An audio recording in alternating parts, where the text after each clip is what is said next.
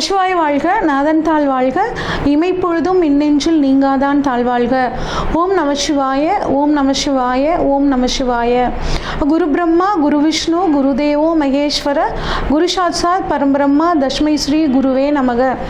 அனைவருக்கும் வணக்கம். நான் உங்கள் ஜோதிடர் சங்கீதா ராம்குமார். நட்சத்திரங்கள் பார்த்திங்கன்னா நம்ம வாழ்க்கையில் மிகச்சிறந்த முக்கியமான பங்கு வகிக்குதுங்க. நம்ம ஒரு கோயிலுக்கு போனால் கூட நம்ம நட்சத்திரங்களை சொல்லி தான் பார்த்திங்கன்னா ஒரு அர்ச்சனை பண்ணுவோம். அது எப்படிங்க நமக்கு இதுதான் நம்ம நட்சத்திரம் அப்படின்னு தீர்மானிக்கிறாங்க அப்படின்னு கேட்டிங்கன்னா, நம்ம பிறக்கும் போது ஒரு வடிவத்தில் நட்சத்திரங்கள் ஒரு கூட்டமாக இருக்குங்க. அந்த நட்சத்திரத்தோட அந்த வடிவத்தோட அடிப்படையில் தான் நம்ம இந்த நட்சத்திரத்தில் பிறந்திருக்கோம் அப்படின்னு சொல்லுவாங்கங்க. இந்த நட்சத்திரத்தை பொறுத்த வரைக்கும் பார்த்திங்கன்னா மொத்தம் 27 நட்சத்திரங்கள் இருக்குங்க. இந்த 27 நட்சத்திரம் பார்த்திங்கன்னா ஒவ்வொரு கிரகத்துக்கும், அதாவது நவகிரகங்கள் அப்படிங்கிறது 9ங்க. ஒவ்வொரு கிரகத்துக்கும் 3 நட்சத்திரங்கள் அப்படின்னு சொல்லி வகைப்படுத்தி வச்சிருக்காங்க. ஒரு நட்சத்திரத்துக்கு பார்த்தீங்க அப்படின்னா 4 பாதங்கள் இருக்கு, அதாவது 4 பிரிவுகள் இருக்கு. அப்போ ஒரு நட்சத்திரம், அப்போ 27 × 4 அப்படிங்கும்போது பார்த்தீங்கன்னா 108 நட்சத்திர பாதங்கள் இருக்கு.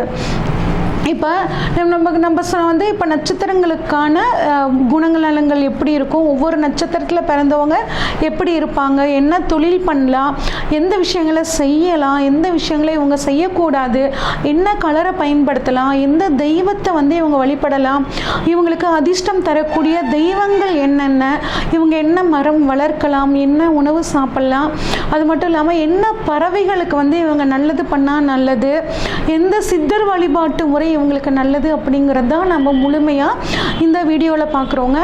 இந்த நீங்கள் பிறந்த நட்சத்திரம், நீங்கள் இப்போ திருவாதிரையாக இருந்தால் அந்த திருவாதிரை நட்சத்திரம் மட்டும் பார்த்தா போதுமா அப்படின்னா கிடையாதுங்க. நம்மளோட தலை விதியை தீர்மானிக்கிறதுல 3 நட்சத்திரங்களுக்கு பார்த்திங்கன்னா மிக முக்கியமான பங்குகள் இருக்குது. என்ன அப்படின்னா, நம்ம 3 விதி மதி கதின்னு சொல்லுவோம். இந்த விதி மதி கதியை நமக்கு தீர்மானிக்கக்கூடிய நட்சத்திரங்கள் அப்படின்னா, நம்ம பிறந்த சந்திரன் நிற்கிற நட்சத்திரம், அதுதான் நம்ம ஜென்ம நட்சத்திரம். அடுத்து நம்மளோட லக்னம் நிற்கக்கூடிய நட்சத்திரம், அடுத்து பார்த்திங்கன்னா நம்மளோட லக்னாதிபதி நிற்கக்கூடிய நட்சத்திரம். இந்த 3 நட்சத்திரங்களும் தான் நம்மளோட தலைவிதியை தீர்மானிக்கக்கூடிய நட்சத்திரங்கள்.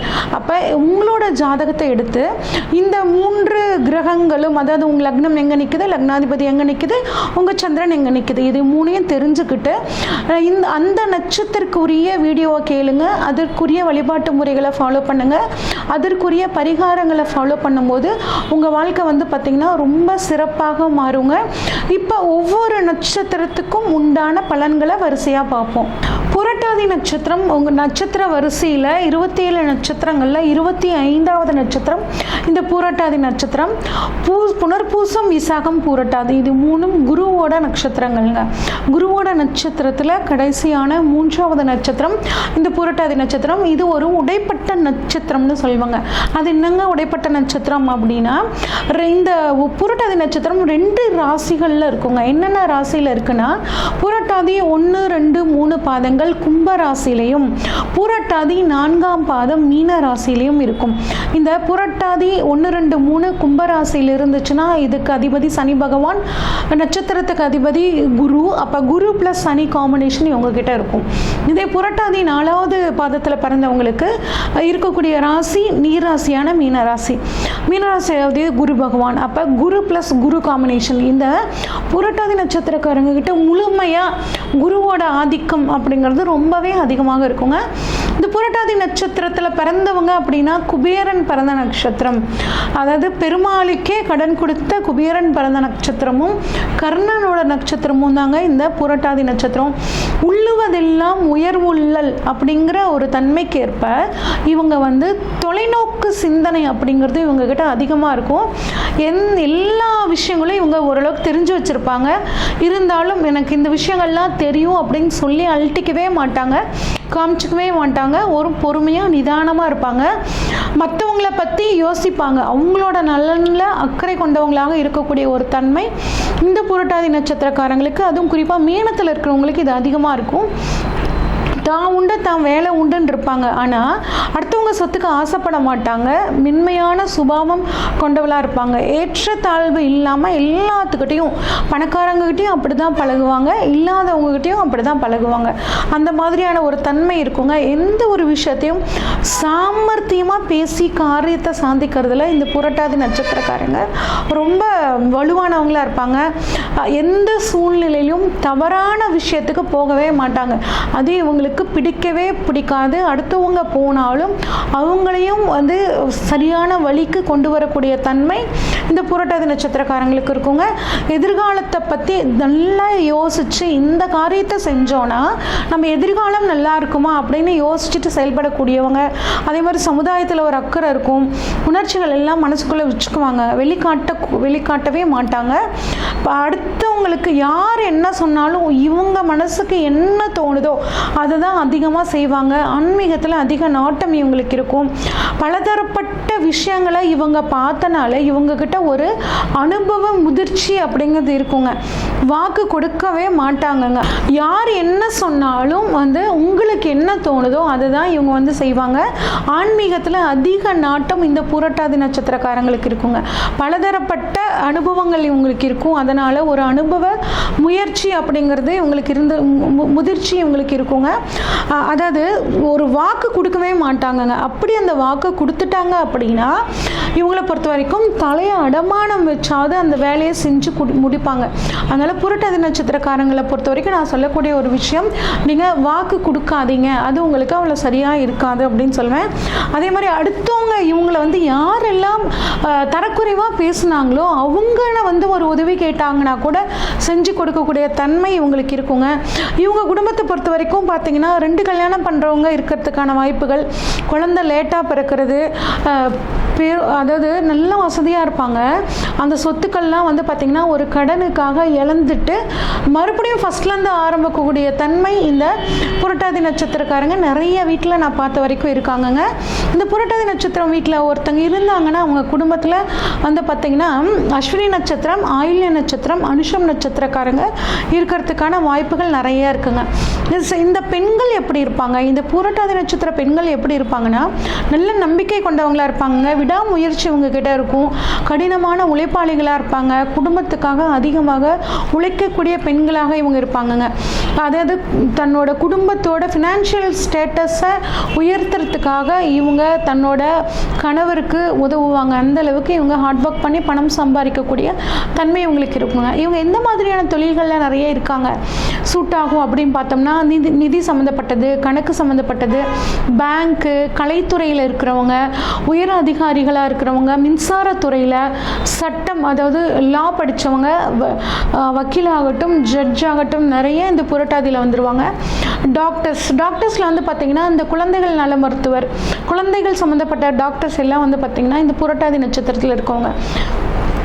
அடுத்து நீங்கள் பிறந்த நட்சத்திரம் புரட்டாதிங்கிறனால உங்கள் வாழ்க்கையில் நீங்கள் மிக முக்கியமாக முதல்ல சந்திக்கக்கூடிய தசை குரு தசை. இது 16 வருட காலங்கள்ங்க. நீங்கள் சந்திக்கக்கூடிய 2வது தசை சனி தசை 19 வருட காலம், 3வது தசை புதன் தசை 17 வருட காலங்க, 4வது தசை கேது தசை 7 வருஷங்க, 5வது தசை சுக்கிர தசை 20 வருஷங்க, 6வது தசை சூரிய தசை 6 வருஷங்கள். நிறைய தசைகளை நீங்கள் வாழ்க்கையில் பார்ப்பீங்க. அதுவும் தீர்க்காயுசாக இருக்கிறவங்க பார்த்திங்கன்னா இந்த தசைகளை கட்டாயம் கடந்தே தீர்வாங்க. உங்களுக்கான சித்தர் வழிபாடு அப்படின்னு பார்த்தோம்னா ஜோதி முனி, இவருக்குன்னு ஒரு சமாதி, தனிப்பட்ட சமாதி கிடையாதுங்க. ஒளி வடிவத்தில் இருப்பார். நீங்கள் சாதாரணமாக ஒரு மண் விளக்கு எடுத்து அதில் விளக்கு ஏற்றி நீங்கள் கண்ணை மூடி ஜோதி முனியை கூப்பிட்டு நீங்கள் வணங்கும் போது உங்களுக்கு அவரோட அருள் பரிபூர்ணமாக கிடைக்குங்க. அடுத்து உங்களுக்கான தேவதை தெய்வம் அப்படின்னா குபேரருங்க. குபேரர் வழிபாடு உங்களுக்கு பெரும் பணத்தை கொடுக்கும். அது மட்டும் இல்லாமல் ஏகபாதர், ஒரு காலில் இருக்கிற மாதிரியான சிவன் ஏகபாதர்னு சொல்லுவாங்க. அந்த ஏகபாதர் வழிபாடும் உங்களுக்கு மிகச்சிறந்த நன்மையை கொடுக்கும். உங்களுக்கான மரம் தேமா மரங்க.